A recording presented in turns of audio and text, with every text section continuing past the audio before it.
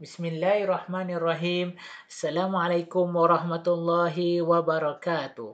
Alhamdulillah murid-murid, hari ini kita dapat berjumpa lagi dalam pelajaran uh, sirah dalam pendidikan Islam tahun 2. Baiklah murid-murid, kamu boleh membuka muka surat 97 dan muka surat 98 di dalam buku teks pendidikan Islam tahun 2. Kita akan belajar tajuk Sesuci Hati Kekasih Allah. Siapa dia kekasih Allah? Kekasih Allah ialah Nabi Muhammad sallallahu alaihi wasallam ataupun Rasulullah sallallahu alaihi wasallam. Baiklah murid-murid, tapi sebelum itu mari kita baca doa. Bismillahirrahmanirrahim. Allahumma aftah alaina hikmataka wa nishur alaina min khazaini rahmatika ya arhamar rahimin. Amin. Baiklah murid-murid, apa yang kita akan belajar hari ini? Hari ini kita akan belajar membaca hadis Nabi tentang hati. Yang kedua, kita akan mengambil iktibar daripada hadis Nabi Muhammad tentang hati tersebut.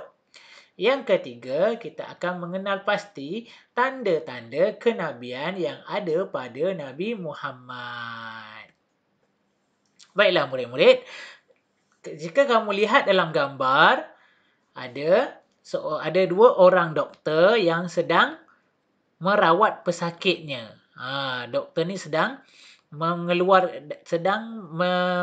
membelah dada pesakit dan mengeluarkan hati. Hati ni gambar hati. Nabi Muhammad sallallahu alaihi wasallam bersabda yang bermaksud apabila hati baik, seluruh anggota turut menjadi baik. Riwayat Bukhari dan Muslim. Apabila hati kita baik, seluruh anggota kita akan menjadi baik.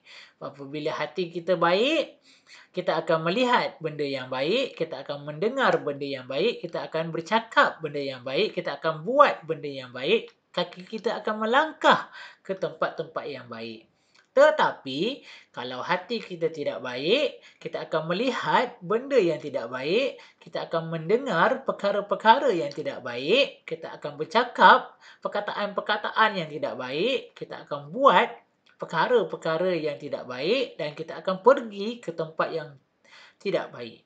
Jadi murid-murid, penting tak kita nak menjaga hati kita? Ya, penting untuk kita menjaga hati kita supaya bila hati kita baik, seluruh perbuatan kita akan menjadi baik, insya-Allah. Baiklah murid-murid, tanda-tanda kenabian Nabi Muhammad. Yang pertama, Allah Subhanahu wa taala memuliakan Nabi Muhammad dengan tanda-tanda kenabian. Sebagai seorang nabi, Allah memuliakan Nabi Muhammad dengan tanda-tanda kenabian yang membezakan Nabi Muhammad dengan orang-orang biasa. Yang kedua, semasa baginda masih kanak-kanak, dada Nabi dibelah oleh malaikat. Ketika ini, Nabi Muhammad dijaga oleh ibu sesuan baginda yang bernama Halimatus Sa'diyah. Jadi, ketika Nabi Muhammad sedang bermain dengan rakan-rakannya di kampung Bani Sa'ad, datangnya dua orang malaikat, ambil Nabi Muhammad dan membelah dada Nabi Muhammad. Kemudian dikeluarkan hati Nabi Muhammad dan dicuci dengan air Zam-Zam dan dimasukkan balik ke dalam badan Nabi Muhammad. Yang ketiga, ketika Nabi Muhammad menuju ke kota Syam, seorang pendeta Yahudi dapat mengenali bahawa Nabi adalah Nabi akhir zaman. Nabi terakhir. Lepas Nabi Muhammad, tak ada Nabi lain lagi dah. Yang keempat, hal ini berdasarkan tanda-tanda yang jelas kelihatan pada Nabi Muhammad sallallahu alaihi wasallam.